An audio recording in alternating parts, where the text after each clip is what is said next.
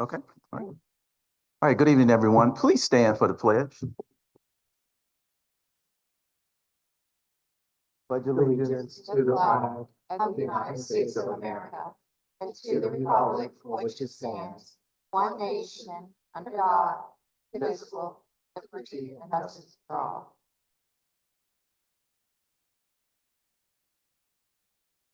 All right. Good evening and welcome to our April 9th meeting of directors of the Waynesboro Area School District. Let's start with roll call. Ms. Miles is not here this evening. Mr. Pence? Here. Mrs. Zimmerman? Here. Mrs. Straight? Dr. Royer? Here. Mr. Marvin? Here. Mr. Hamburger? Here. Mrs. Fortney? Here. Mr. Smith? Here. And just for your information, we did meet prior to this meeting for in an executive session for employment issue or matter. Okay. All right, so let's move down to approval of tonight's agenda. Do we have a motion to approve tonight's agenda? Approved. Okay. We have to remove items 7 and 8. 7 is the transportation agreement with Heck Myers, McLeaf Bus Line, Shalom Christian Academy, and Cumberland Valley Christian School. And 8, the student school Chromebook lease with First American. There's further review needed on both of those items, so they will be removed from the agenda. Do we have? I move to accept the modified agenda. Okay. Second. Okay. Any questions, comments? Okay. All those in favor? Aye. Any opposed?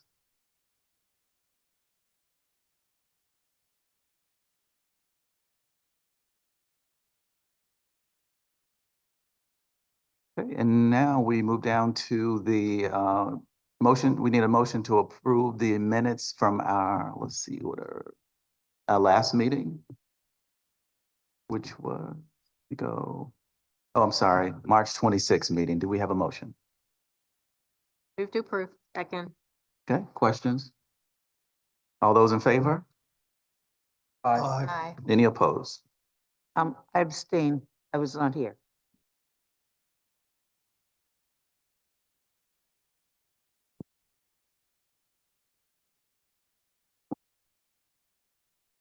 Next, we move to our superintendent's report, Dr. Sternahine. Thank you, Mr. Smith. So WASD hosted the Franklin County Science Fair this past weekend. We had 260 projects, six community vendors, and 2 interactive stations. And I want to especially thank Catherine Myers and Sarah Hodge, both WAM science teachers, for taking the lead and very instrumental in setting up the entire process, although it was definitely a team approach. So thank you to all.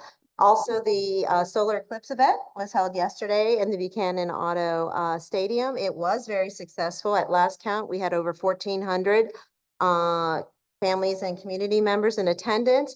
I want to thank Buttonwood, as well as former teacher Buttonwood, which is formerly known as the Institute, and our former science teacher, Mr. Todd Toth, who was also there from NASA coordinating the event. Also very appreciative of all the board members for agreeing to the early dismissal to allow our families that opportunity to enjoy the historical event together. Big thank you to the Blue Ridge Sportsmen's Association for a $2,500 donation to the weightlifting club. Also, as a follow-up, I know a number of you have been receiving the emails or reminders for the Martins Roundup. So today we received a notice from the store manager, Mr. Brett Poole, that WAC will be receiving $9,304.35 for rounding up, and that donation will be used to assist WASD. The other item, we did have an in-service day on April 3rd. iReady, Leader in Me, and Act 55 training were all included. I was able to attend the Pennsylvania School Safety Institute with a team of other 10 other members for a day of training. So I was very appreciative of that. And the only other thing I would like to announce and present, it is our pleasure to inform you that Dr. Eric Holtzman has recently been granted a renewal of his status as a Pennsylvania Certified School Business Administrator for a period of 4 years. This certification carries with it the demonstration of professional commitment to keep all schools, business operations, management, and technical skills updated and going forward. So congratulations to Dr. Eric Holtzman, Thank you. and I will be presenting him the certificate. Thank you. Right. Do we have any public comment this evening? None that I'm aware Okay, thank you. And now we move to the best part of the program tonight, Student Recognition Awards. I'll pause a minute to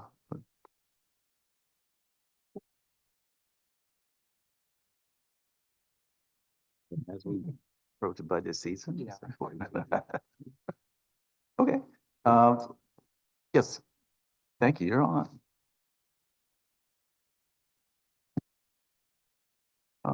Who's starting? Are you starting? Okay. All right.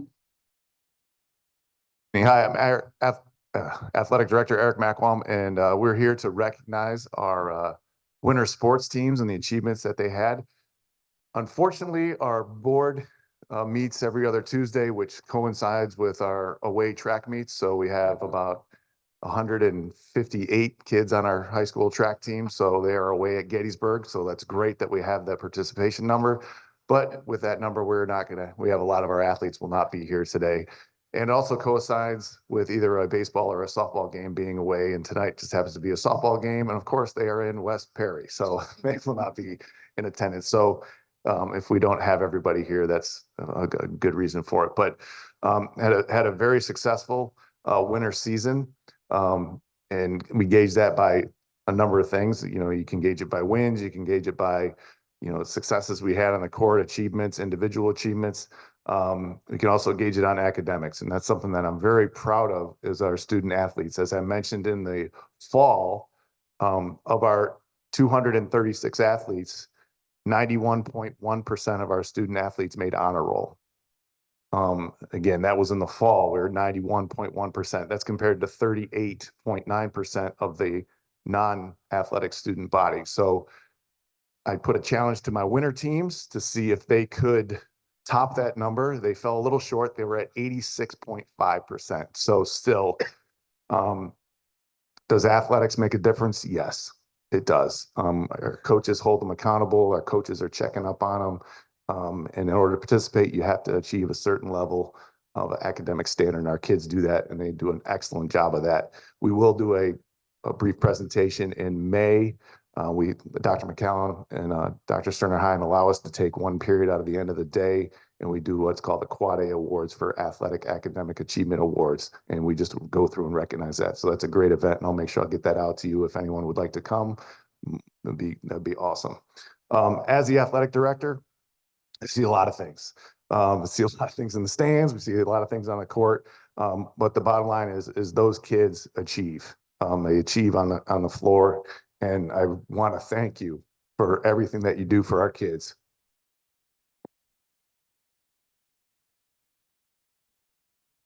Oh, I don't know why, but it's awesome. Truly love. Thank you. All right, let's get the boys basketball. We'll get Coach Hoffman up here. You can kind of see he's got some great kids. So Coach Hoffman does a great job talking about his team. So Coach Hoffman.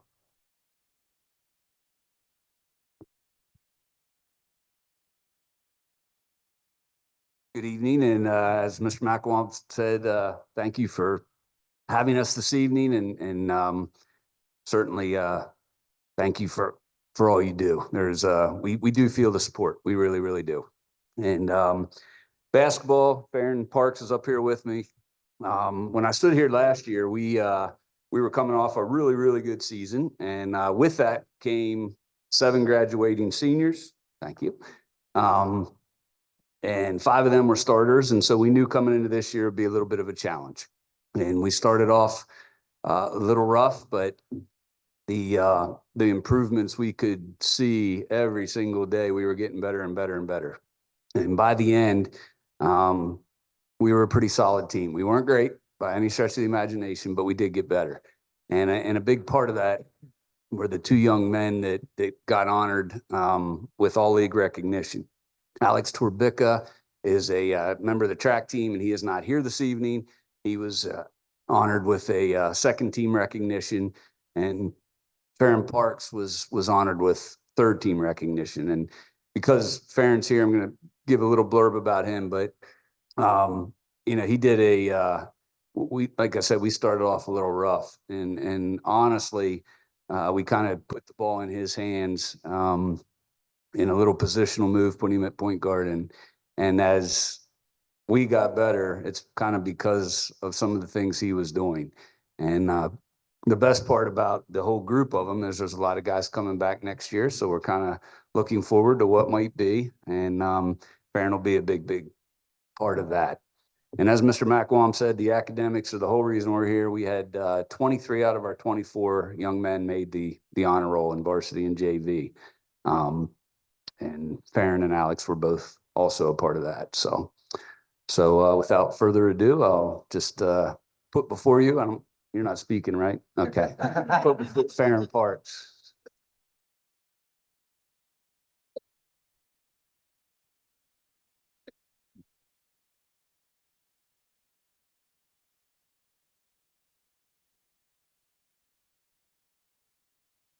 I think.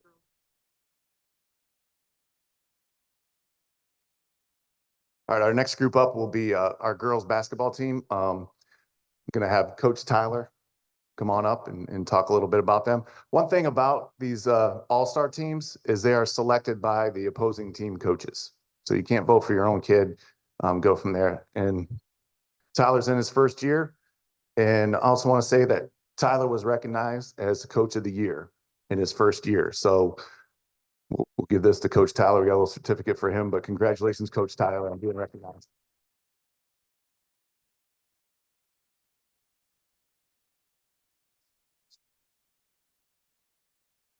All right, thank you guys for having me. I just want to take this time to say thank you to any and everybody that had a hand in me getting put in this position, especially Tom Hoffman, who's out taking a picture, I believe. But under his mentorship is a big reason why I'm here today. Before I get into our team stuff, I had no intentions on mentioning being named Coach of the Year.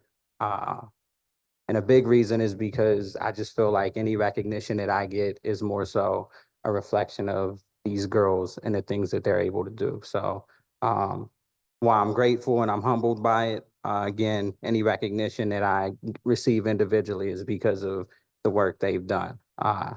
With that being said, my first year, before we get into our All-Stars, we finished the season 11-11, which I think is our highest win total in over 12 or so years, I'm told. So we have plenty to be optimistic about, only losing one senior. So the majority of the girls are coming back. And I think they did a fantastic job of creating a culture and just an environment that girls want to be a part of. You see them, wanting to grow. So that's pretty exciting. As far as our All-Stars are concerned, I'll talk about our sophomore first, who is not here tonight. She had a softball game at West Perry, but that is Brianna McElwain. She came into the season as a sophomore, and I think early on she deferred a lot to the upperclassmen, and we encouraged her to just kind of open up, be herself. And, when she was finally able to do that and to, recognize not only what she could be, but what we needed her to be, her season really took off for her. She ended up being our second leading scorer, and she also ended up finishing second on the team in steals. And Brianna is, I believe, honor roll with high distinction, whatever the highest honor is. That's her. So, and as a program, we had 15 out of 18 of our kids on the honor roll. So, that's something that we continue to encourage. About the young lady standing next to me, this is junior Nikki Davis. And I put a lot on her shoulders this year. She was named, Brianna was third team Colonial. I'm sorry if I didn't mention that, but Nikki was named second team All Division. And I tell her this all the time. but my opinion's a little biased. I personally think she was the best player in the division. But that's because I have the privilege of coaching her. He was our team captain, led our team in points, assists, was second in rebounds, led our team in steals. She never came off the floor. And I mean, there was literally nothing else that I could have asked of her because she did it already. And I'm just thankful that I got another year to coach her before she takes her talents to the college level. So again, just want to thank you guys for the opportunity. And I'm super excited about what the future holds for Maidens basketball. Thank you.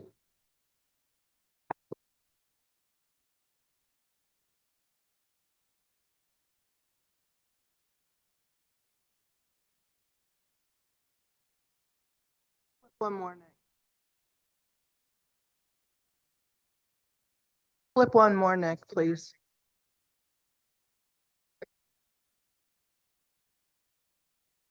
All right, the other way. We're going on to gymnastics.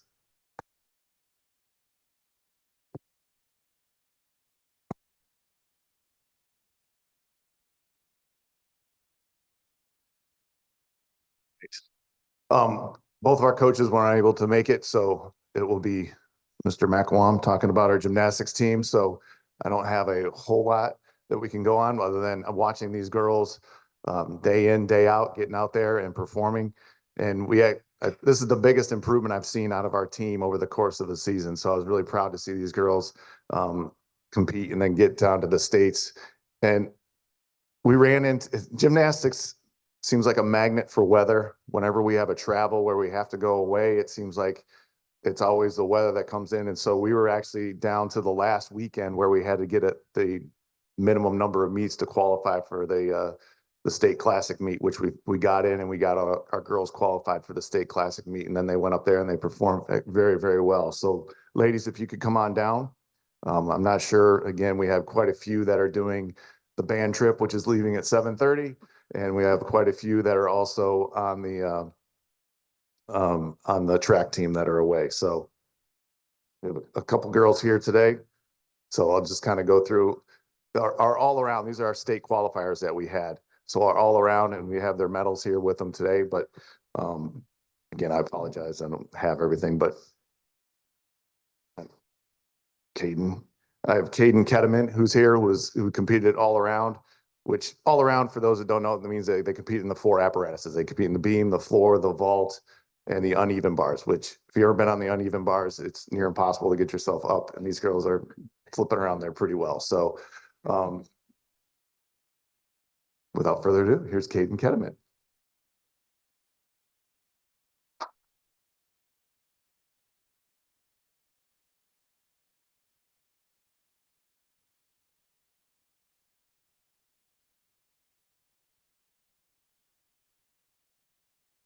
Looking for Aubrey. There's Aubrey.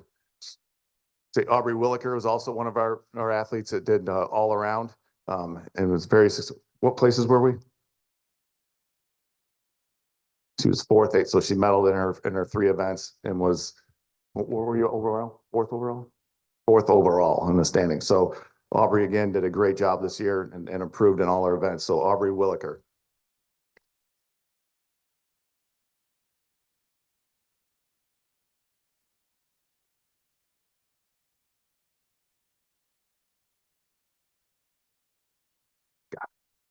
All right, our last one competed in the vault at States. And again, you're young. You're really young, right? You're a freshman?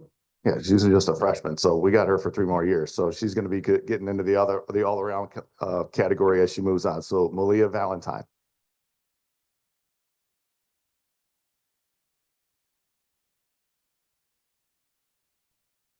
And the rest of the girls are band and jumping and throwing. I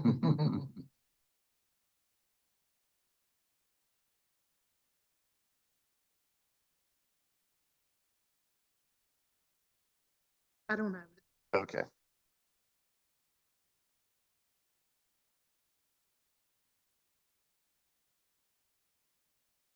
All right, our next group up is going to be our swim team and diving team. So we were So if you guys want to come on up, there you go. So our second year as an official team by the school, both teams finished undefeated. Both teams finished undefeated. It's the first varsity team that we've had that's been undefeated since I've been here. Well, other than the girls last year in swimming when they were undefeated as well. So, but they did a great job. Scored at the state level, scored top 10 in District 3. So they had a very exciting year. And so Coach Sarah Staines isn't here, so Coach McElwain is going to talk about her team. Thank you. Thank you for having us here tonight.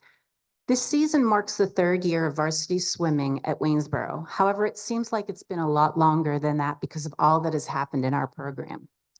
3 years ago, we started with a team of 6 boys and 13 girls, not enough to even fill a lineup. Then our second year, a number of athletes joined our team. Our team grew and things started to happen. Our boys team had a large influx of talented athletes who started to learn the sport, and we ended the season with an impressive 8-2 record. While the girls team shocked everyone and came away with an undefeated record and the Colonial Division Championship. They set the tone for what we hoped both teams would be able to accomplish this season.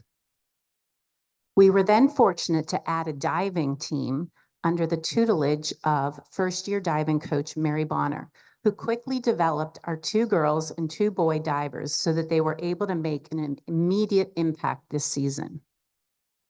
Our team grew so much this season that our numbers doubled since that first season. We now have almost 40 team members. For the first time, we were able to participate in the mid-pen plunge meet, which could only have happened because of the depth of our team. We were able to send 10 team members to that competition. Tonight, our team members may not look that large. However, that's because of, unfortunately, many of our team members are not with us. But the reason for that is part of what makes our team so special. Our athletes have such varied backgrounds and talents. We have student athletes that have swum since they were young children. Others are multi-sport athletes, and yet some are involved in the arts, choir, band, theater, and chorus. And for these reasons, many of our team members have other school commitments tonight. Our dual meet season on both sides this season had very close battles that both teams took every team member to win for us, to help ensure that we would become, on the boys' side, the new division champions, while the girls were able to become back-to-back division champions. When we moved on to the championship season, things got even more exciting. We took 4 divers to the mid-pen meet and 25 swimmers, the most that we've ever taken. The following team members were our medalists at that meet. Diver Jada Krieger, 8th place. Our 200 free relay members finished 4th. Ruth Phillips, Eve Phillips, Belle Hess, and Maddie Stoops. Those same 4 girls also finished 5th. Individually, freshman Ruth Phillips finished 8th in both the 50 and 100 freestyle. Her sister, Eve Phillips, finished 2nd in the 50 freestyle and 2nd in the 100 freestyle. On the boys' side, our 200 free relay finished 7th. Those members were J.B. Bonner, Gabe Blake, Owen Shockey, and Brenner McElwain. Our 400 freestyle relay finished 7th, also medaling. Those team members were Cello Dominio, J.B. Bonner, Brenner McElwain, and Gabe Blake. Individually for the boys, medaling was Brenner McElwain, who finished 5th in the 50 freestyle. From there, we moved on to the District 3 championship meet. We took 4 girl swimmers and 1 girl diver, 2 boy swimmers as well. Our qualifiers for that meet were Belle Hess, Ruth Phillips, Eve Phillips, Maddie Stoops, Jada Krieger, JB Bonner, and Brenner McElwam. Bringing back the hardware or medals were our girls 200 free relay, Belle Hess, Ruth Phillips, Eve Phillips, and Maddie Stoops, who finished 6th. And then on the boys' side, in the 50 freestyle, Brenner McElwam when he finished 7th. Now I kind of skipped over the girls' individual finalist. And that's because at a lot of our meets, we would have a team talk. And I talked to the team about how Waynesboro is starting to make a name for themselves in swimming, and that other coaches and swimmers are watching what we're doing, and they are starting to really look at where we're finishing, what our times are, and what we're doing. Well, this particular meet, we really started to get people to watch when in the 100 freestyle, Eve Phillips finished 2nd. And then in the 50 freestyle, she finished 1st and was the district champion. We then had 2 team members advance on to the state meet, which for those of you who don't know, swimming is in our state is very difficult to get to. Pennsylvania is the 4th hardest state in the country to get to for swimming. The way that swimming ranks, California, Florida, Texas are the 3 hardest states to reach the state championship. Pennsylvania is the 4th. In fact, when you look at the national high school records, many of those are held by Pennsylvania swimmers. Furthermore, when you go to the PIAA meet at Bucknell University, their pool records are not held by the collegiate athletes who compete there, but by the high school swimmers who use that pool for the state competition. So for Waynesboro athletes to be in that league, it speaks volumes to their abilities. This year, the 2 team members that we had qualified for the PIAA meet were Eve Phillips and Brenner McElwam. Brenner qualified in the 50 freestyle and finished in 28th place. Junior Eve Phillips has qualified every year for the state meet since her freshman season. Each year she has improved upon her performance at the state meet. This year was her best meet by far. She qualified in 2 events. She finished 11th in the 100 freestyle. And then for the first time, Eve was a finalist and brought home a medal when she finished 5th in the 50 freestyle and earned All-American status. Through all of her hard work in the pool, she also maintains an excellent standing in the classroom. Eve was the highest GPA on our girls' side. Just as all of the other athletes in our team and all of the other teams strive for excellence in the classroom, Eve strives for that as well. She had a 103.9 GPA. On our boys' side, Aiden Hess was a 107.9 GPA while still practicing every single day in this sport. That is absolutely amazing. On behalf of the varsity swimming and diving teams, our coaching staff, we would like to thank Heather Arstadt, Eric McElwam, Dr. McCallum, Dr. Sterner-Hines, and all of the board for everything you've done in supporting us to make all of this possible. Thank you very much.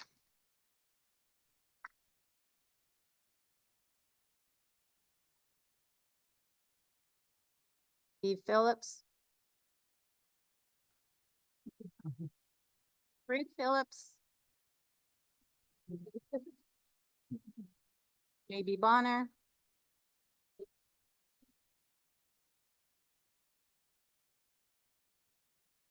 Brenner McElwam.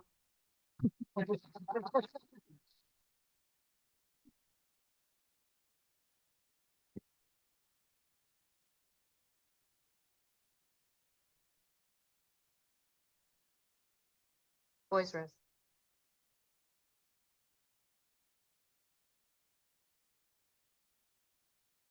Next group up is going to be wrestling. Not, again, Coach Swink is at the track meet. I do know that. I can Coach Mowen. Wasn't sure, but if we can get Danny, I saw Danny here. Yeah, Danny's gonna come down. Danny. So Danny did our girls team this year, our unofficial girls team that we had, and he was our unofficial coach, even though he's a paid coach with the middle school. He has taken on the role with the girls team. So I'm gonna let him talk about that. But he's also gonna touch base because he wrestling kind of works all together, kind of like swimming. So it's pretty much all together. So I'm gonna let him talk a little bit about the boys as well, and then go from there. So Coach Danny Belt. How you doing? Thank you. I'm Danny Belts. I just finished my 27th year coaching wrestling here for Waynesboro, whether it was elementary, middle school, or the high school as a volunteer or paid coach. Something that I spent dear to my heart, I guess you could say. I spent 3 years here when Dan Ireland and Dave Weber was here, Grayson and Daryl Bowman. Huge mentors for me. I still see the gentleman, take every chance I get to say hi when I do run into them. And I kind of hope the same thing happens with these guys when they see me in a couple more years when they're out gone and see me hobbling around like I see these coaches do. But kind of touch on for Coach Swink. He's away for track and field. So he kind of reached out to me and said, hey, can you kind of fill in for me? And I said, sure. I'm usually not one short for words. So we'll start kind of with the boys here. Mid-Penn Colonial Division All-Stars. As they say, third team this year, they had Stephen Howard and Colin Young. Both got third team. Second team is Jaden Rooney, Calvin Myers, Titus Mong, Caden Shockey, and Court Myers. I pretty much knew all these young men, whether it was from the start of elementary for like Jaden, or the first year some of these guys started at the middle school, literally in open rooms, which is basically what we kind of recruit in the summertime. We reach out to the kids, other coaches, and say, hey, off season, what your kids do? You want to bring them in, have them roll around, learn some agilities, get a little bit faster, a little bit stronger. Kind of where we find some of these young men. So they come out and they just start to love the sport. This year, we also had multiple kids, young men place for sectionals. Place winners, Caden Shockey was second. Jaden Rooney, third. Titus Mong, fourth. Calvin Myers was fourth. Stephen Howard was fourth. When you think about, when I sit back and think about the wrestling in our section is very, very strong. Many guys from our section goes into districts and does extremely well. And then they got a place in to go on and move on to states. This year, we all fell short of our goals of getting to the state round. But they're not alone. It happens every year, and it's going to happen every year to somebody. The nice thing is the ones who do not graduate, they get to come back and try again and learn from their mistakes from the previous year and get better. Very, very, as I moved on, as Mr. McWalm said, I worked with the girls this year. I kind of stick my head in, come in early with the boys, whether it's junior high or high school. I'm very fortunate. The company I work for allows me to work certain hours. It allows me to get out and be here very quickly after school. So that I'm very appreciative of that in my life. This year, Coach Swink wanted to make sure I reached out, Jaden. Where was buddy? Swink is, many of you know Coach Swink, he's very passionate about sports and the youth, the junior high program, the high school program. I knew Dave since middle school. So we go back quite a ways, very open with each other, talk a lot to each other. We have a deep passion for these kids to see them excel and get better. He stressed very much the last couple of weeks, make sure I bring up about Mr. Rooney here. So Jaden as a freshman was 26 and 13. Sophomore year, he was 32 and 13. This season ended with 31 and 7. as a record. Overall, over in his career, he's 89-33 with 46 wins by fall, 64 wins for bonus points. That's huge when you're talking as an individual, but going into also your team duels because it earns you more team points. Jaden's just 11 wins from the 100-win mark, correct? Make sure I keep this straight. He's 30 wins from having the most wins by a wrestler in Waynesboro history. That's pretty awesome. He is a 3-time district qualifier. And here's something else that I preach to the kids every year about GPA awards. You may not be the most athletic and go out there and set the world on fire, but you can still earn something at the end of the year. And it reflects on your personal self. That's GPA. He is an honor roll with distinction every year. This year he had 106.367 GPA. And when I'm not coaching on the weekends for the girls or for the middle school or the high school, I'm with the youth program. And if these guys are not wrestling somewhere, many times you'll see most of these guys are in there on a Saturday in here helping set up, helping clean up, and spending time with the youth kids. I sat back last year and watched Jaden walk over and start wrestling with a little 6 going on 7-year-old kid. It was my grandson. He knew it, and they probably wrestled for probably 10, 15 minutes. And then I sit back and I watch this big guy work around with a kid on a Friday night when we're setting up for a Saturday morning event. So these guys don't understand quite yet the impact they make on the little kids. And we started doing things a few years ago where we started letting the little kids out of their practices 15 minutes to come watch the high school when we had home matches. Because these guys become, big brothers, kind of, you might as well say. But, this is for Mr. Swink. I understand he put in his resignation, which he definitely told me that he's going to be around. Asked me if I need a hand to let him know. He's going to be a grandfather, so I know that's going to be a whole new chapter in his life. The big thing. So, no, I just figured I'd say something for these guys, but not all of them are here. But like I said, Court Myers, Caden Shockey, Titus Mong, Colin Young, and then Calvin Myers. Calvin Myers, of course, Jaden. But the only one that's not here that I see is Stephen Howard tonight. But anybody, and I know some of you have been around the wrestling world. It's not easy. It is basically 2-hour practices every night for a 6-minute match on a weekend. Maybe 5 matches in a day, and then come back the next day, maybe losing your first match and having to wrestle back 5, 6 matches to place. A very humbling sport, and something that is very fun to watch for these guys, watch them mature and grow up. The next thing is I want to talk a little bit about the girls program.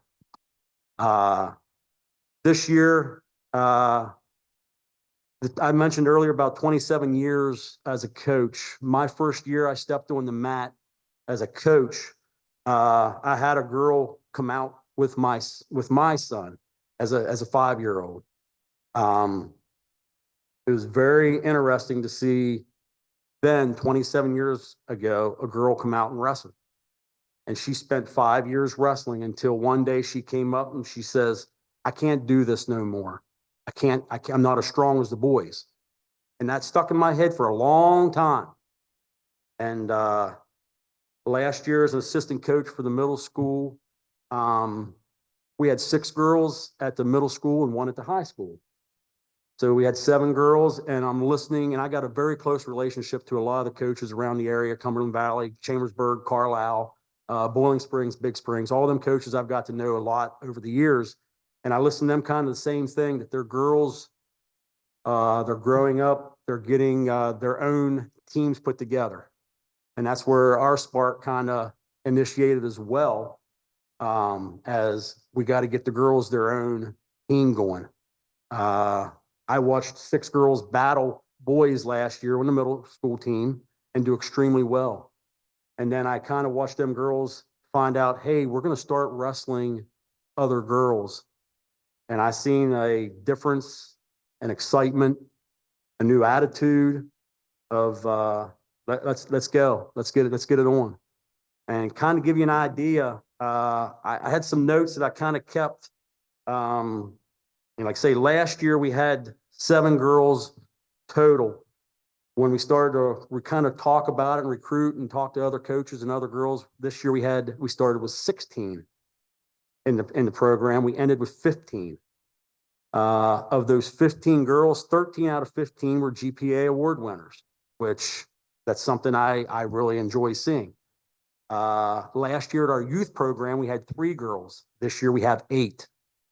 The league we are in has 30 teams, and it's schools from all over the area, from Harrisburg on. There's over 2,000 youth wrestlers in this league, and there's about 200 and some girls right now in that. So it's shooting up very, very rapidly. To kind of give you statistics a little bit, so you kind of have an idea. And like I say, I knew this girl 27 years ago, wrestled for first 5 years, couldn't handle it. And she just never came back because, of course, thought about, wasn't too many girls wrestling. 2019, 2020, on PIAA rosters, there was 229 high school girls. Jump to 2020, 21, there was 305 girls. Following season, 2021, 2022, there was 565 girls. You're thinking that's 2 years ago. 2022, 2023, 1,039 girls. This year rostered on PIAA, 1,939. Now I talked to Bob Crabb and all them guys in District 3 and the different places in PIAA. They expect probably another 1,000 girls this year to come out. I had four seniors graduate this year. I had 5 girls already reach out that never wrestled that said, I'd like to try this sport. It's going to keep growing. It's going to be something to very watch. Colleges are highly recruiting. York College is consistently after Pennsylvania girls. They got a girls team there. There's some other schools that's starting to add to it. PIAA had their first girls championship this year, with looking to add duals team next year. So that's going to be interesting. I'm looking kind of forward to that because I think we have a handful of girls that could really contribute to putting a hell of a team together. I'll put it to you that way. We are in District 3. District 3 was the toughest district in Pennsylvania this year for girls. It had the most place winners in the state this year for girls wrestling. So these girls kind of already have an idea. These girls was in the wrestling room for an hour and a half earlier before we came over here. They're still in here doing open room. I had 5 girls tonight. They know what it's going to take to get to the next level. We had 3 girls that were regional qualifiers this year. Annabelle Tracy, Miley Smetzer, and Kennedy Shockey. Miley couldn't make it tonight. We had our first, if you was ever in our wrestling room, we have wall champions up there, which is sectionals, districts, states. This year, we get to add our first sectional champion, Annabelle Tracy. She went into the sectionals this year, seeded 5th, beat the 10th place seeded girl by pinfall, then wrestled the 4th seeded girl, pinned her, wrestled the 1st seeded girl who was undefeated at 23-0. We pinned her. Well, I didn't. I just sat in the corner. And then we wrestled the 2nd seeded girl, pinned her. We get into regionals, got an injury, attempted to finish, wasn't there. We know what it's going to take next year, though, to get back there. Because when you walk into regionals and you see that excitement And you see the three girls kind of like looking around going, yeah, we belong here. We belong here. Okay. Kind of give you another idea. I didn't know where we was kind of at. I knew I was getting some returning girls from last year that was on the boys team. We had 3 tournaments this year.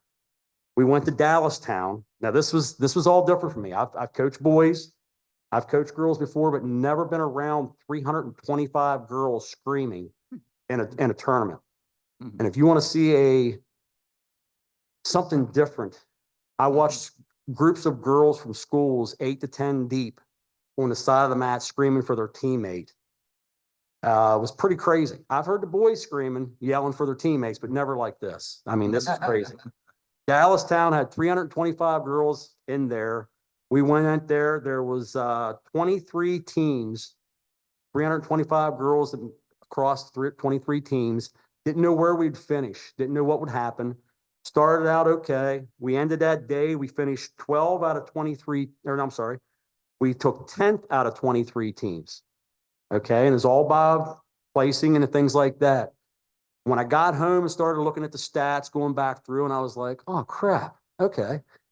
The 9 teams in front of us started anywhere from 2 years ago to 3 years ago with club girls only and was wrestling tournaments and stuff. So I kind of thought we did pretty good. I wanted to be at least 12th, took 10th. We went to our next tournament, which was 250 girls. It was, let's see, there's 23 teams there. So these girls knew what they could do. They believed, they knew what we had. We had a little bit of a cockiness, a couple of us, because we placed very well. But it was all right. 250 girls at this was 23 teams, a little smaller tournament. We took 4th. So I was like, cool, this is good. We had a couple duels. Teams are growing. We wrestled one more away tournament. It was a smaller tournament. We had one snow out and we couldn't make the trip to Kerwinsville. So we grabbed one at Juniata.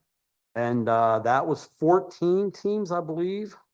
That was 14 teams. It was like 150, 160 girls. We took 4th out of that one, half a point away from taking 3rd. We had one champion. Kennedy was champion that day, multiple second place winners. Overall, we had one champion and 5 other girls place in that tournament. So I was extremely happy there as a coach. But moving forward, I know there's been talk, any support we can get from the school board, the athletic department, it's going to be much appreciated. I would not be surprised if we don't hit 20 girls this year in that wrestling room. I'm one, don't shy away from, let's get this done.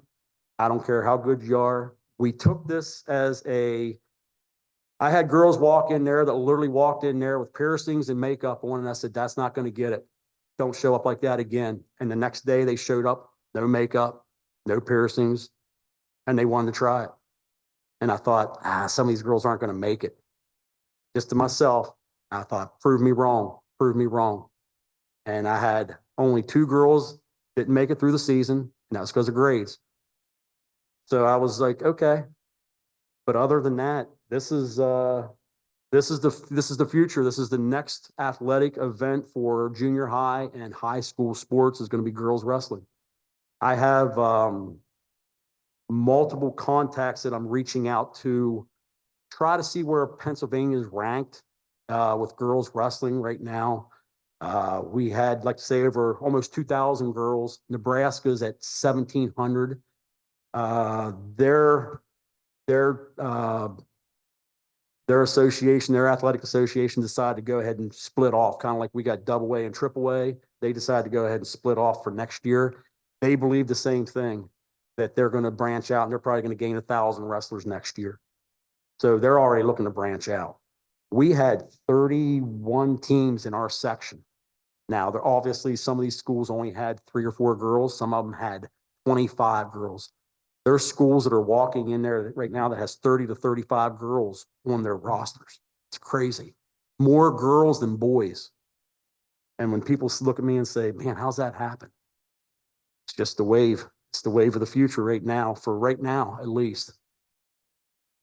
I told you, Macklon's already threatened me. No, but I do appreciate any support we can get going forward. It's something that I'm very open to talk to. If anybody wants to discuss the girls' sport, girls' wrestling going forward, what might be needed to make it happen bigger and better. Coaching staffs, coaches are always hard to find. That's a big topic for every school. Very hard to find coaches, and Mr. Macklon will tell you the same thing. To find good coaches that are willing to put in a lot of time, it's hard to find. So when you find them, grab a hold of them, don't let them go. But like I say, I appreciate everything he's do. I appreciate everything Mr. Macklon does. He always tells me, hey, if you need something, text me, email me, call me, try to get it done. So I definitely appreciate that. Appreciate the kids, the girls, the boys. It's fun. I keep telling everybody, people could say in 27 years, how many more years you got left? And I keep saying, well, talk to my doctors and keep me healthy. I got at least 3 to 5 more years. So we're good. We're good. But I definitely appreciate it. Let's see, what do we got here? We'll start out here. You got certificates in here? Oh, yeah. Titus Mom, come here, buddy. Calvin Myers. Fort Myers. Jaden Rooney. Jaden Shockey. Colin Young. For the girls, like I say, Annabelle is our first sectional champ. That really was a good feeling to see her smile when she walked off the mat knowing what she just did. One of the things I tell them is if any girl wins regionals next year, going into states, they get to dye my hair pink to support them. So they better be working hard. Kennedy Shockey, Annabelle Tracy, and I will make sure Miley and Stephen get their awards as well. That is not a problem. I appreciate it. Thank you. Thank you. All right, coach. Water. All right. Well, good. As you can see, all our coaches are very passionate about what they do. And they are very committed to their time that they spend in there. They spend a lot of time with these kids and these athletes, and they're very passionate about what they do. Again, thank you all for everything that you do supporting athletics. And hopefully we'll see you in the spring. All right. Thanks again. Go Burrow. Thank you. Right. Okay, all right. Okay, we're going to move down to student board reports. Mary and Alexis. Sorry, I was late. I had an appointment. Not my fault. People were slow. Okay, so Brainbusters, round 2 is being aired on April 20th, at 12:30 p.m. Round 3 is being aired May 12th, which is a Sunday, at 1 p.m. And the semifinals are going to be aired May 18th at 1:30 p.m. and they can all be found on the Comcast channel 808. Last month there was PA Media Design and Science Olympiad. PA Media Design was held at LIU number 12. I don't know what that means. There were 2 first place finishes and are advancing to state. Aiden Hess in graphic design and Anissa Minnick in documentary. There was a 2nd place, Landon Kipe in programming. And 2 third places, Jordan Benke in 3D design and Chloe Shakru in documentary. Science Olympiad was held at Millersville University. The middle school qualified for states and they were one of 36. They were first. Yeah. They were one of 36 middle school teams there. So it was a really big deal. And they got 18 medals total with 2 in first place. The high school had 10 medals and we unfortunately did not advance to states. Darn. But I did win fourth place in Codebusters, so I'm happy about that. The music department, including band and choir, will be attending a trip to Nashville, Tennessee this Wednesday through Friday, which sounds cool because I've never been to Tennessee. I want to go. April 7th through 8th, members of the conference are competing for different business events. Last Friday, VDM held their annual Strides Against Stigma. Every student in the high school had a 30-minute time slot in which they participated in walking 2 laps in the gymnasium and also had the opportunity to get their faces painted, buy cookies, and play games. As well, the Winsboro Percussion Ensemble took first place in their division at KIDA Champion. Okay, thank you. All right.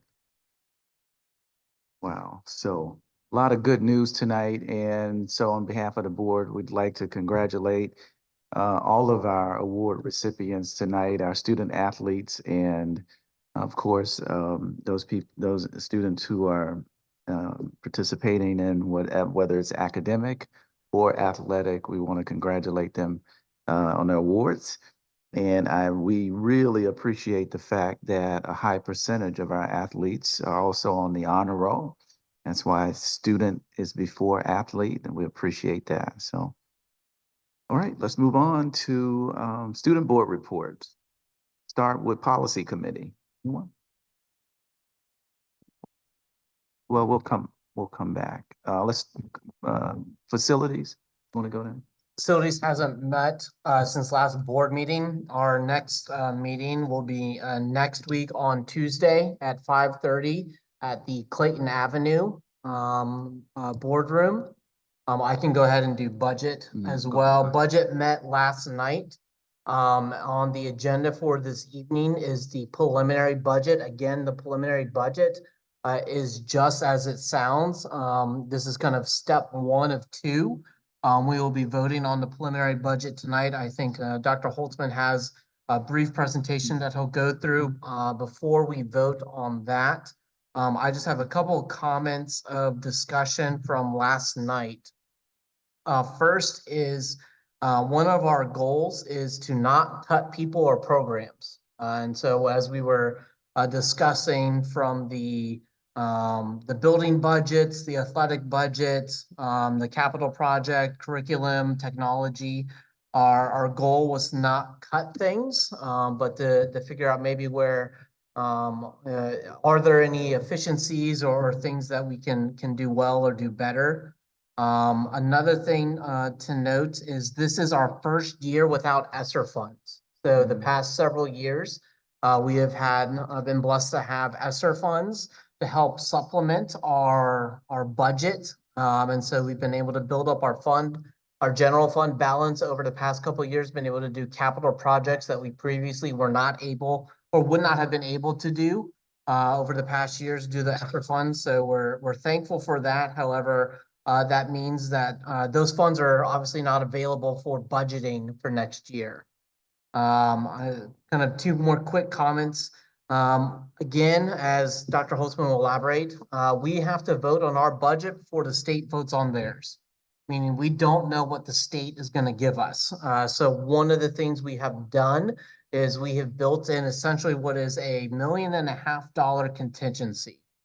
So our budget does reflect the hope that we would get 100% of what the state says they're going to give us. However, hopes are good, but it's not something we can always build a budget around. And so what we're actually planning for is 60% of what the state is going to give us. So we're going to budget for 100%, but we're realistically planning for only 60%, which comes out to roughly $1.5 million. I think the last thing we'll say, and Mr. Hamburger noted this last night, one of the unique things about school budgets is that you include one-time capital projects as a part of the yearly budgeting process.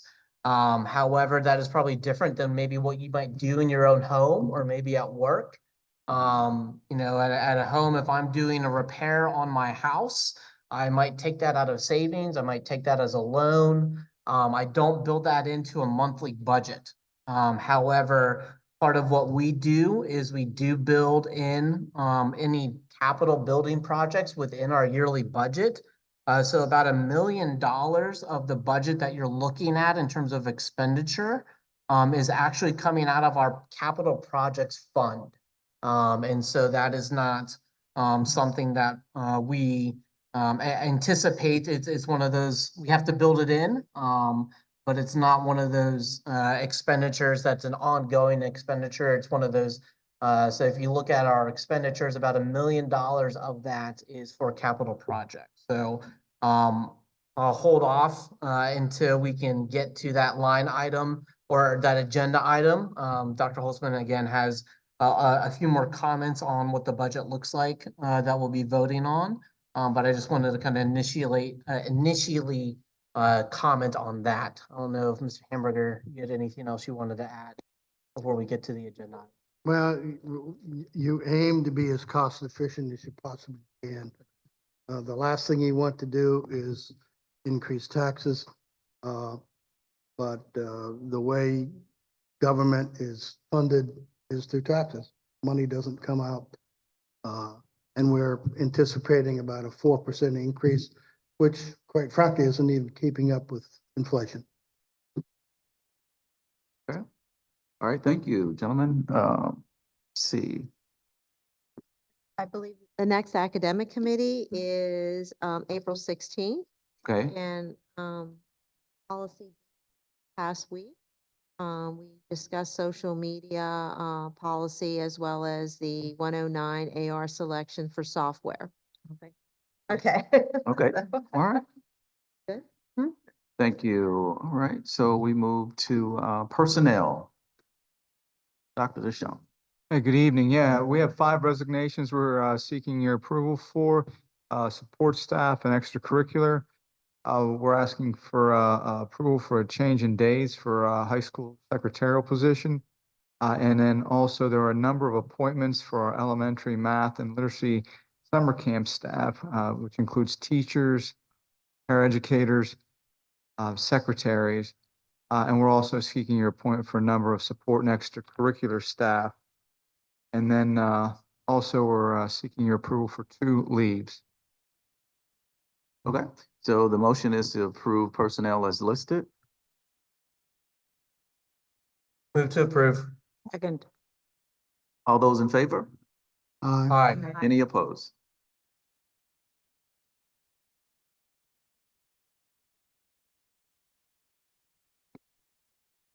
Okay, and we move to revision of job titles and descriptions.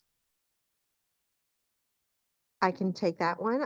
We had a resignation within what we refer to as the data depot. So based on that resignation, Gildy took some time with the department and we have essentially created, they're not new job descriptions. Well, they are new job descriptions, but they're essentially a different listing of responsibilities for the supervisor data and quality management, district registrar and website, social media coordinator. And then it would essentially be a clerical type responsibility for child accounting and registration assistant. So what essentially is happening, our supervisor of data and quality management was her prior position was child accounting, and she's going to absorb more of that responsibility. So it's just essentially a transfer of certain job responsibilities and the ability to post for child accounting and registration assistant. Okay. So the motion is to approve the revision of job titles and descriptions as listed. Is there a motion? Approve. Second. Any questions for? Question. Actually, just clarification. So we have not created any new positions, correct? No. Thank you. That was my understanding.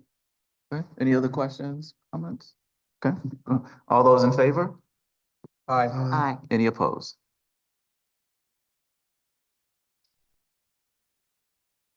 Next, we move to bus drivers. Dr. Holtzman, yes. Yes, sir. Thank you. So we have 3 drivers requesting your approval. They've met the requirements for insurance purposes. We have one for the district, one for Heckmeyer's, and one for McLeaves. Okay, so a motion is to approve bus drivers as listed. So moved. Second. Any questions, comments? Okay, all those in favor? Aye. Any opposed?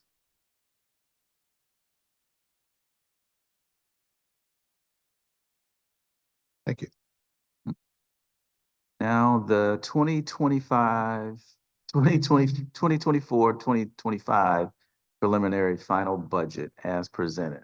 Dr. Holtzman again. Yes, sir. Thank you. We do just have a brief presentation there. It's in your board documents there. And Mr. Erickson has that up here on the screen for us as well. This is a refresher. Many of you have had this. We've talked about this at the last board meeting as well.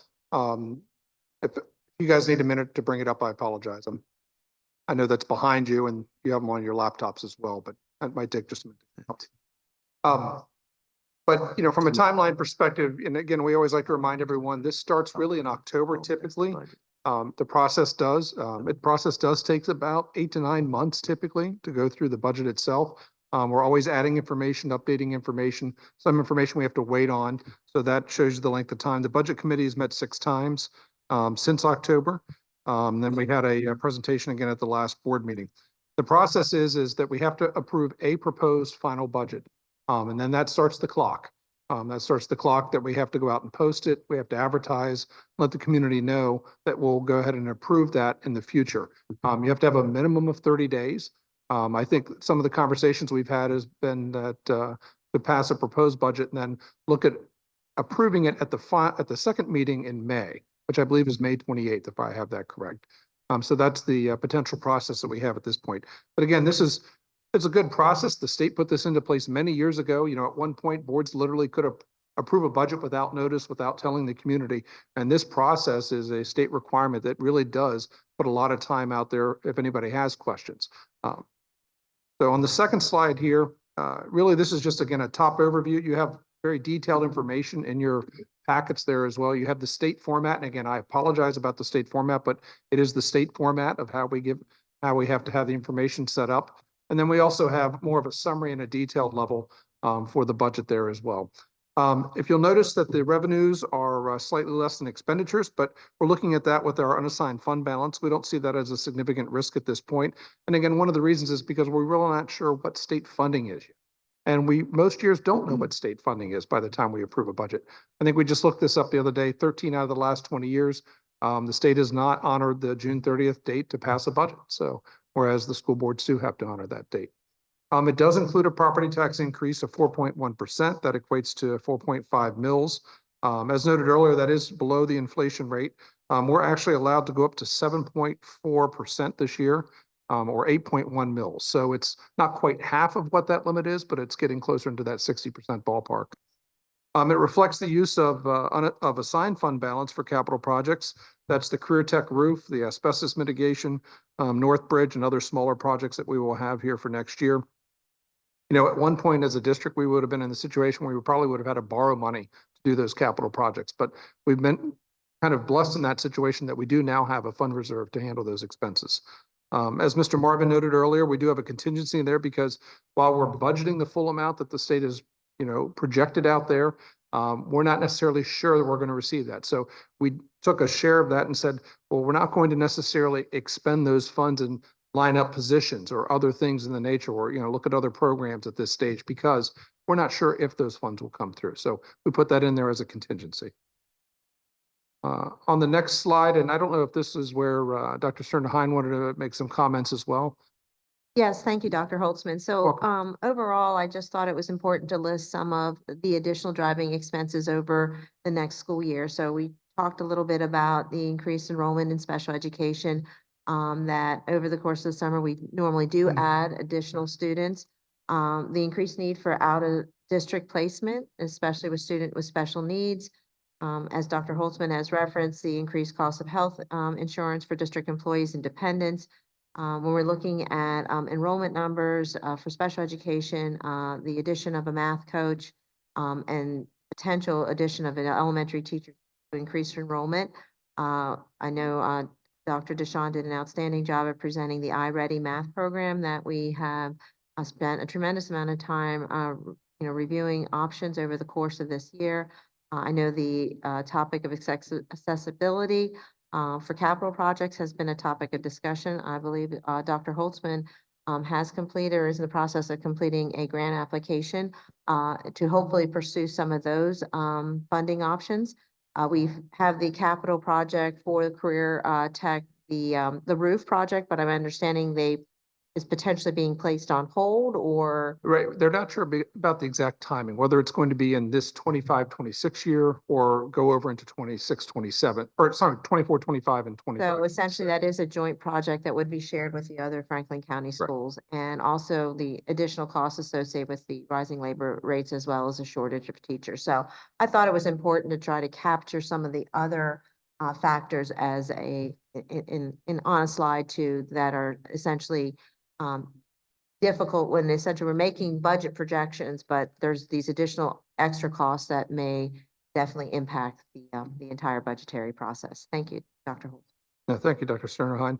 And on the next slide, a couple of the items that I'll pick off of the slide here is that, again, we've been in that bottom 1 to 2% of current spending per student for a very, very long time. We have always said that we're not funded fairly by the state. In fact, the adequacy group that just came out with the basic ed funding said that we really need $25 million more. That's per year. That's literally 1/3 of our budget to show you how little funding we receive compared to a lot of other school districts in Pennsylvania. Ergo, that results in us having to rely more on local revenues, unfortunately. And again, when you're at that bottom 1 to 2%, it's very challenging to find other ways to reduce your expenses while continuing to provide a very good educational system for our students.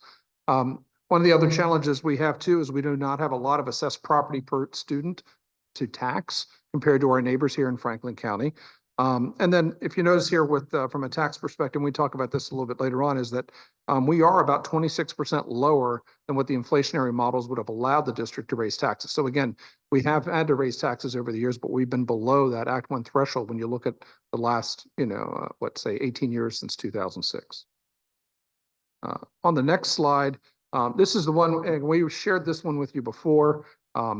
Really, the summary of this one is to show you again how unfair the Pennsylvania funding model is. There's about 27 districts that receive more money per student from the state than we spend in total in current spending. So you can imagine if we received the same amount of money as those school districts, not only will we have more money to provide educational opportunities for the students, but literally your real estate tax rate would be zero. I mean, I don't know how egregious you can explain it other than this situation. And of course, the court has come out and said that there is a significant problem here in the state. The next slide really just talks a little bit about, we picked up the CPI that was just for the Mid-Atlantic area. So we were specific to the Mid-Atlantic area in this case. Certainly, if you're looking at it broadly from the US or you're looking at different facets, it could change. But again, we've been trying to keep our mill rate below that. It shows you a comparison of where our tax rate is to the other school districts in the area. Again, we provided this information in the past, but it's always good to kind of remind ourselves where we're at with the current taxing situation. And really just the summary to all of this is, again, as a district, we're underfunded by the state. Hopefully the state will rectify that through the budgeting process. We're hopeful that they'll start to make a dent into that this coming year with the budget. The proposed budget shows that. Whether or not that comes to fruition, we're not sure. But again, our staffing levels, we went out and took a look at staffing levels. If we wanted to be that average school district that's very similar to us, we would need 50 more professional staff. Now that, we have probably are in about 290, 295 range right now. I'm trying to remember the exact number off the top of my head, but that just shows you. And again, that's the only way you can make it work when you're spending towards the bottom. So, and then that's the end of the presentation.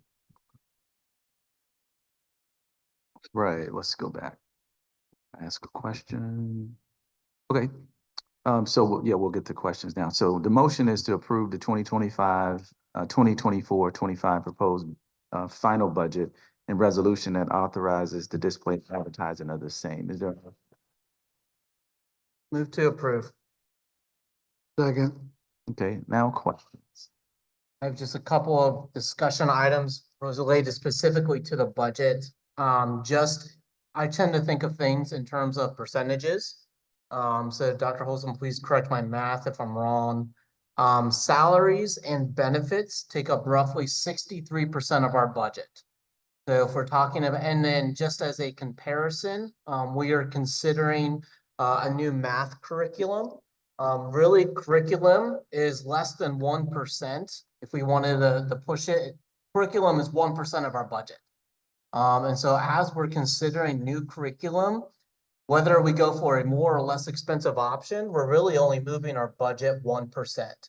What really moves our budget is staffing. In my perspective is I never want to cut staff because that is always what's going to move the needle when it comes to a budget.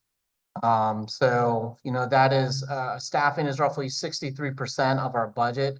If you look at the summary, the next largest line item is that 500 category line item. It's called other purchase services. That's kind of just a catch-all that we have to get from the state. So included in that other purchase services is transportation, cyber charter, special ed cost, career tech cost. That is an additional 17% of our budget. But if we were to consider that 17%, we don't really have any control over that unless we do away with all transportation, which we're not going to do. So, you know, roughly 80% of our budget is spoken for, meaning we only can really play with 20%. And so that doesn't make it easy. And so I say that not to necessarily sway any votes, but more of just the context and what we're looking at. Especially as we think about considering a new curriculum. One of the things that the reason we want, or one of the reasons that I have suggested, and I think Mr. Hamburger agrees, that we want to push the final vote to the second meeting in May is so that the committee can meet again, especially as we consider some of the potential needs that were mentioned in terms of needing to hire additional staff. Because that is part of the largest impact on any budget is staff.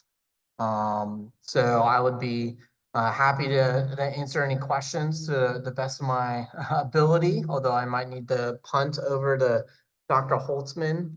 As Mr. Hamburger said, we are considering a tax increase. It is not all the way up to the inflation index. This is the tax increase that was at the presentation, a previous board meeting that we went through. So again, this is the first step in order to pass a budget. We need to at least get through this before we can vote on the final budget. So that is to say, according to the will of the board, this could change between now and when we vote on it at the second meeting in May. So if it's the will of the board, or if we hear lots of feedback, we do have the ability to make changes from what is voted on tonight. But this is kind of the preliminary final budget that is presented for our approval for this evening. So I'll pause there. Couple of questions. The 1.5 million contingency, is that sort of like best practices for districts, financial folks in the districts? It really is actually, I mean, in a perfect world, we would always have a contingency because you may have something that's going to happen that you just don't plan for, unfortunately. But as a public school, our doors are open. So if you have additional enrollments, as we just mentioned, you know, we have our enrollment for special ed has increased substantially over the last couple of years. So if you have a student that moves in and that requires additional costs to incur, you have to make sure and provide that service. So in a perfect world, we would actually have a nice contingency and we would utilize that contingency through the year for board approved items.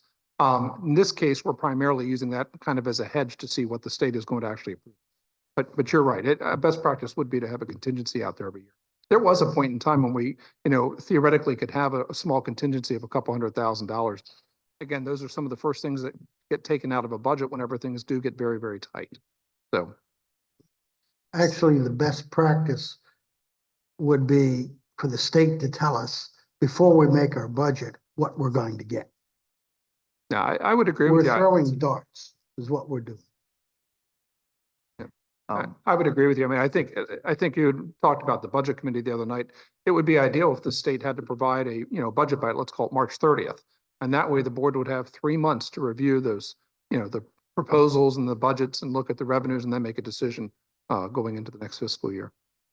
And where was someone, this information, these slides are posted, can they access them from our site? Yes, sir. Yeah, we put those right in the public. Okay, all right. So everything is there. His presentation is there, breakdown of spending and sort of rationale for that spending and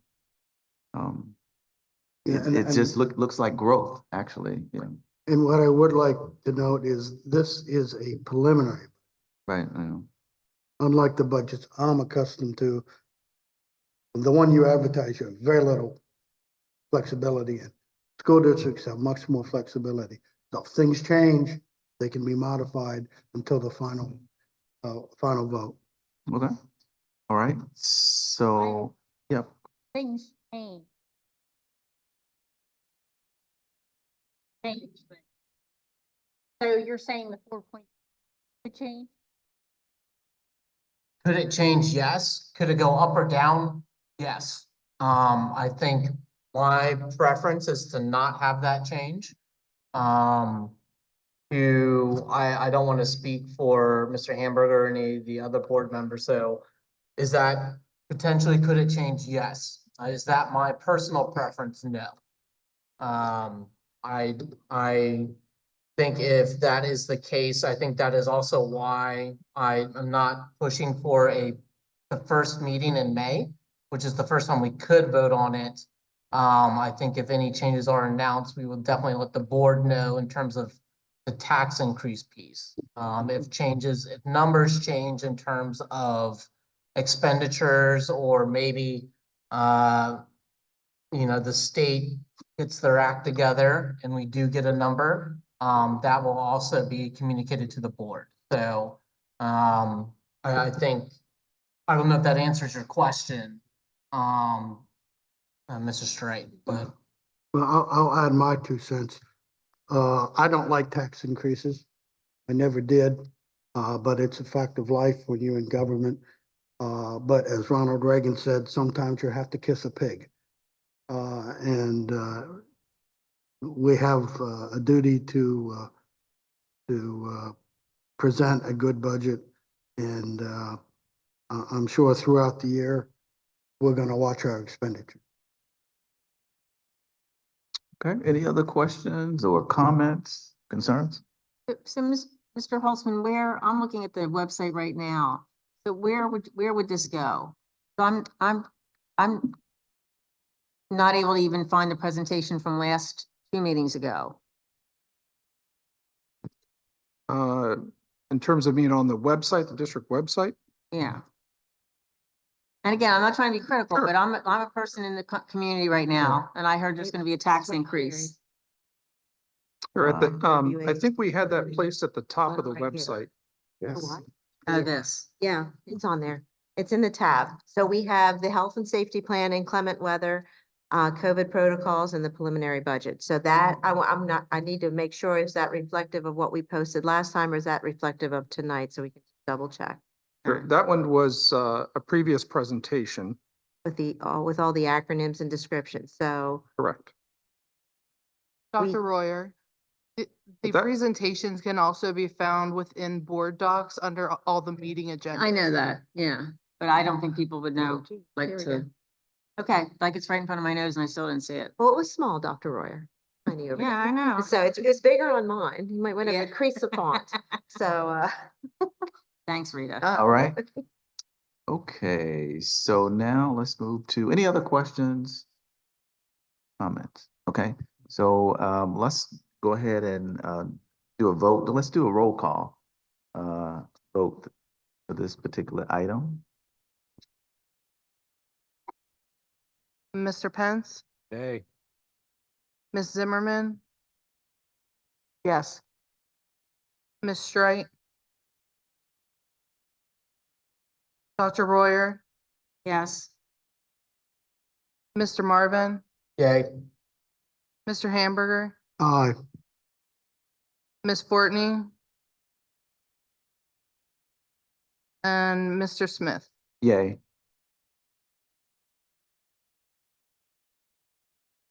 Five yeses and 3 nays.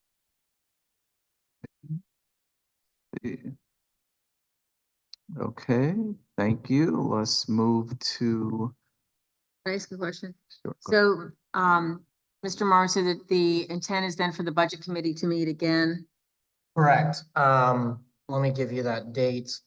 It is the uh, second Monday in May. Is that, May 13? Is that correct, Dr. Holzman? So I'm double checking, yes.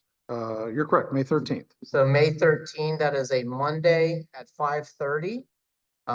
So that is right before the May 14th board meeting. So it's not my intention to bring the final budget to a vote at the 14th. That way, any updates or changes can be communicated at the 14th board meeting. And then it is, I don't want to rush us. We can, our first meeting we can vote on is the 14th. I would want to vote it on the 28th, but we could even go into June. The reason I don't like that is because that can create complications with mailing out tax notices if we do vote on a tax. However, we could, if there is more discussion desired by the board, we could even push a vote down into that first June meeting. I'm hesitant to wait longer into a second June meeting for a vote on the final budget, just due to timing and issuing out information. So again, we don't have to vote at the May 28th. I think I would like to. However, I think that's something that, again, can be discussed at the May 13 budget meeting. So, does that Mr. answer your Marvin, question? in past years, we have sometimes had like executive council meetings to discuss the budget before our meeting. Is there a possibility of us discussing this at the May 14th so know ahead of time what's going on? Because the reason I said yay was this is a preliminary budget. However, I'm not gonna be, I'd like to know what's really going on before the final budget. In terms of executive meetings, I think I will punt that to Mr. Smith and Dr. Sternheim. But in terms of the budget committee is always open. If there's any questions, I do try to answer that. I hope I know last year I did not do as great a job as communicating. And so I hope that I've done a better job this year with communicating in terms of what's in the budget. So I don't know if I can answer the executive piece unless Dr. Sternheim looks like she's about ready to chime in there. Dr. Holtzman? Yeah. So, Think. as a board, you can't directly discuss the budget Right, during an executive session because that doesn't Okay. meet one of the items. However, and again, this is something we have done in the past, is we've had informational sessions where we basically are Yes. presenting more information, fielding questions so that you have more information in a setting where, again, it could take a lot of time possibly to go through and answer those questions so that, you understand what's in the budget itself and ask those questions. So again, we're allowed to do informational, but I don't think from an actual discussion or Right. voting perspective, of course, we can't do that path. Okay, and I think We And you're also, all welcome to come. what we had did in the past was an information. Correct. I think that's Yes. exactly right. Yeah. we also had, the budget committee meet an hour prior to the board meeting and had it be a committee of the whole. You can Yeah. change that. Sure. That way it's a committee meeting with the whole board. Because I think, in terms of this, and again, the other thing is we can discuss this right now. Do you know what I'm saying? There's nothing wrong with, discussing it. It's on the agenda. Right. So again, I voted for the preliminary, but, again, I don't know if it helped the budget committee to know this, but I will not support any increase higher than this. So regardless of what happens or where we go, that's my maximum of 4.1. I think that's fair and valid. I don't know if I would want to go above that either, but I appreciate that. And I think if any other board members have anything that they would want to chime in now, or again, that May 13th meeting is a public open meeting for the public as well. And so, I know that we post it on the website. I know that board members do receive and talk with constituents and members of the public, but that is also a public meeting for folks to come to as well if they're having trouble finding it on the website. So. I just think it's helpful for for us to be able to give administration some direction, whether it's going to pass or whether it's not going to pass, because it's a lot of work. Mhm. Do you know what Yeah. I'm saying? To get the budget, down to that. So having been blindsided on the budget committee several years ago, that wasn't, we felt we had board support for something and then we didn't. So, again, I don't know what the answer is, but I think, I don't know if everybody isn't able to come to the budget committee meeting. I think we're in the same position we are now. We only know what you know what I'm saying, what you tell Mhm. us. So I don't know what the solution is. Well, maybe Mr. Smith, as the Mhm. chair, you and I can discuss meeting, having the board doing what Dr. Royer suggested, like a committee of the whole or an informational session prior to the 14th. Yes. That way, then we will not be voting on the 14th. That's not my intention. But then at least we can provide a more of an informational session to the board and potentially other members of the public then as well prior to our board meeting on the 14th. Yeah, So we did that a couple of years ago at the high school, and we had one person show up. Yeah. So, I mean, in the attempt, you know what I'm saying, that we felt that people would come if we offered that, but I think, working by committees, I think works really well for this board, but I think budget is one committee that when you get down to the last hour, it's really hard to operate with three people, or two people Mhm. having to make the recommendation. And we can always schedule a special meeting, you just advertise it. mhm. I would really appreciate an informational meeting prior to our May 14th. Because I do agree that we work very well in committee, but again, we are three people and this budget is important. Yeah, sounds like everybody wants to come to the budget meeting. Right. We're gonna have a budget party. Come on down. Hey, we'll Right. get snacks if I know you're all coming. So, So we just have to decide on the date and Okay. here we go. Yeah. Mhm. It's so okay. maybe then Mr. Smith and Dr. Sternheim will then talk about coordinating an informational session Mhm. prior to the 14th, after the May 13th. But please still, if you're interested, come to the May 13th budget committee meeting. And then we will coordinate perhaps an informational session Mhm. as well. It's important that everybody understands the depth of the budget because it is probably the single most important document that any elected group of people vote on every year. Mhm. So. Okay. All right, thank you. And we took our vote. Let's move to the Public School Facility Improvement Grant Resolution and Funding Commitment Letter. Who had, Dr. Holzman? Yes, sir. Thank you. So this is for potential accessibility projects next summer, starting next summer. The goal of this would be looking at the 4 elementaries. We had Crabtree come down and give us some estimated costs. So what we're looking at doing is applying for some grants. As part of those grants, we have to basically approve a resolution that you see here, as well as a commitment letter from the district for the portion that we have to have. It's not it's a matching grant, but it's like a 1-to-3 ratio type situation. So it's about 25% for our share of it. Again, we do not know if we'll receive the grant. They are competitive. But it is a good cause. It's a great opportunity to potentially get some grant money to use for the accessibility project. So, Okay. and this is one of them. We do have another one we're looking at here towards the end of the month as well. So we'll be taking a look at that as well. And then there's another one that opens up in May. So a third one that we're applying for. Okay. So the motion is to approve the Public School Facility Improvement Grant Resolution and Funding Commitment Letter as presented. Your motion? Move to approve. Second. Questions for Dr. Holzman? Okay, all those in favor? Aye. Any opposed? Thank you. Free money.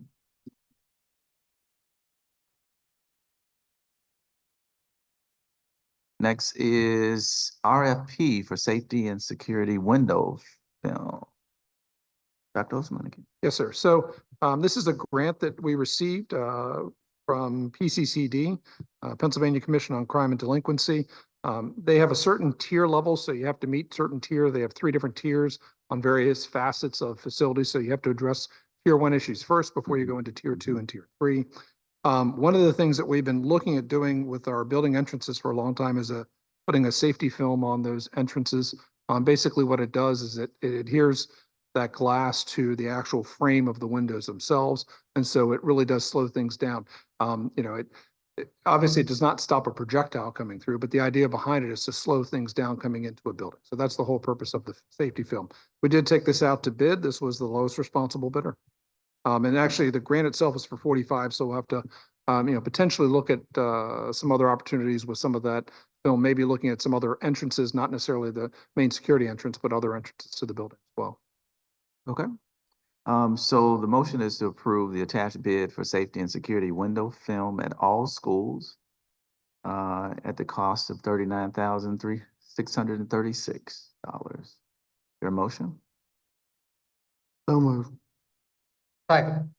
Any questions, comments? Okay. All those in favor? Aye. Aye. Any opposed?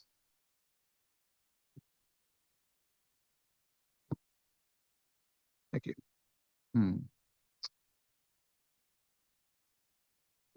Yes, move down to number 9, agreement with the parent of student 001 in Waynesboro Area School District. Dr. Sternheim? So the information is there in executive content. I'm requesting a motion to approve the as listed. Okay, is there a motion? Move to approve. Second. Okay, all those in favor? Aye. Any opposed?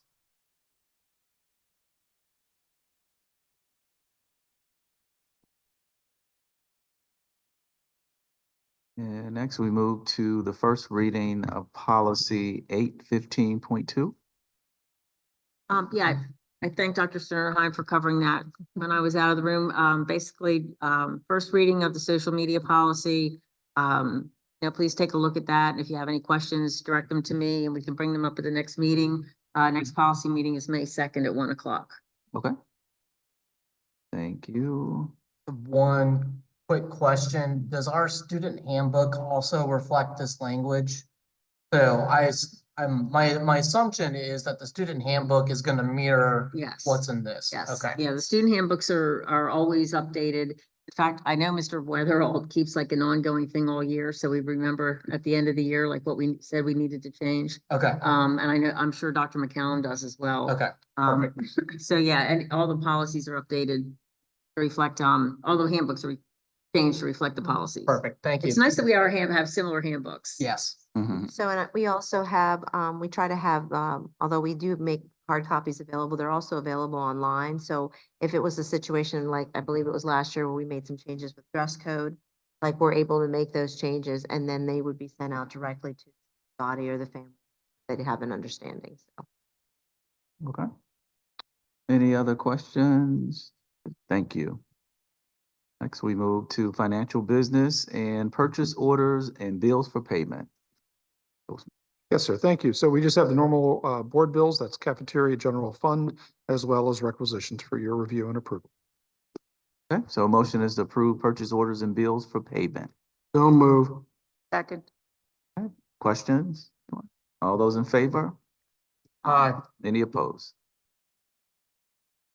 Thank you.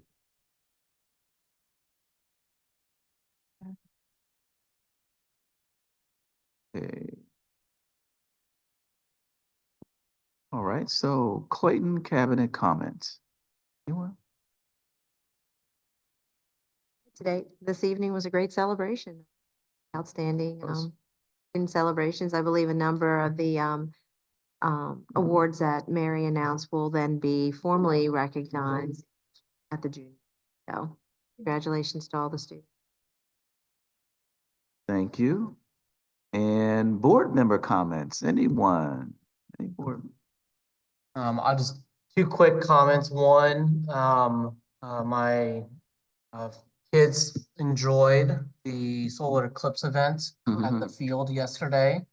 So again, I know you already said it, Dr. Stern, but a big thank you to everyone that put that together. I think that was a great opportunity for both students and the community to witness a very cool event. So a thank you to that. I think I'll just say one last comment with regards to the budget, for, those board members that maybe don't want to, or maybe aren't ready to voice out loud, just what their, preferences or maybe differences would be. I think I would ask that prior to the May 13 meeting, if you would reach out to me to let me know, maybe, what a difference would be. Is it particularly the expenditures? Is it a particular area of the budget? Is it the tax increase that we're projecting? I think that would be helpful for our May 13 discussion. If board members could reach out ahead of time, I think that would make the best use of our time. You guys are very well entitled to your opinion, and I by no means want to negate that. And so, however, we as a committee cannot discuss or communicate to the admin if we don't know what you think as well. And so, if you want to see changes in the proposed preliminary budget, I just ask that you would let me know what you would like to see changed, so that we can discuss it and work on it. There is in your packet a summary document, which is more of a high level. I think that's 13 pages. There's a detailed packet, which is 95 pages. And so I am also more than willing to sit down and talk to you about items that are in the budget as well. Don't want to speak for Dr. Holzman. I assume you are more than willing to sit and talk about items in the budget as well. So I think I just wanted to extend that open invitation for those that might not want to vote on what's currently proposed or want to see changes before we do a final vote. So, thank you. Thank you. Anyone else? Any other board members? Any comments for the good of the order to see? Yeah, I can, Yes. just to follow up to that, I think the tax increase is probably the biggest hang up, and I'll just give you the cliff notes. I'll send you an email. Yeah. But there's still, I mean, a lot of stuff we can't control, and I know you guys did a lot of work on this, and that, I mean, a lot of time. But I think for the public would be to see the 20% or the 16 million of things that can be controlled, to see what work's been done. Like, and obviously, maybe half of that you can't. It's like, oh, we're not going to get rid of sports, like that type of thing. But I think the public would really appreciate to see the work that's been done behind the scenes on stuff that can be controlled, even if it's 100,000 or 200,000, and just things like travel, for instance. Conferences are important. However, out there in the business world, places are cutting. They used to send 5, now they only send 3. That type of thing. I'm not advocating for that. I'm just giving an example of like some different things. I think that it would be easier to stomach a tax increase if those things were like made like visible, so to speak. I'm not saying they're being hidden. Just you have to get in the nitty gritty, I guess. Thank you. Yeah. Anyone else? Just chime in. I think it's, it's kind of, we know that it's unfair. We look at the information, the dollar amount really that Dr. Holzman presented. I think it was 25 million that this district is underfunded. And so that's money that's supposed to come from the state. And so because that's not given or not dispersed to us, then we have to pay more as taxpayers. I was listening to a political debate for representative here from Franklin County, this area.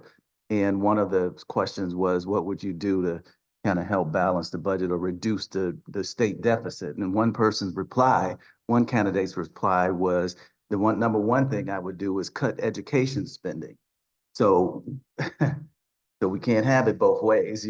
So we have one person advocating for cutting the state budget. So you see what we're up against when it comes to making sure that the citizens or the students or kids, our learners in our district have what they need, right? More, not more than any other person here or in the state, but the same, we want a fair, dispersion of, you know, those funds, you know, want it fairly. So anyway, any other comments before we close this?